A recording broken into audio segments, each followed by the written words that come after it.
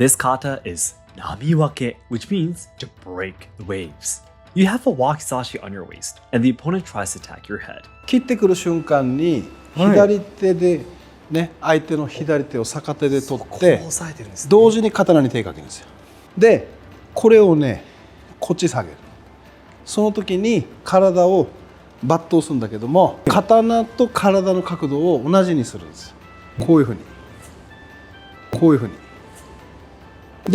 で相手をこっち捨てて刀はこっちへすれ違う。Right when the opponent tries to swing their katana, you grab their left wrist with your left hand in a reverse grip. Simultaneously, you hold the wakizashi tsuka with your right hand. You pull their wrist diagonally down as you draw the wakizashi up in the other direction. Your body must be at the same angle as the wakizashi as you pass by the opponent, cutting their armpit. The way you jump while spreading both hands wide to the left and right represents the image of waves parting, and that's where this kata gets its name, namiwake.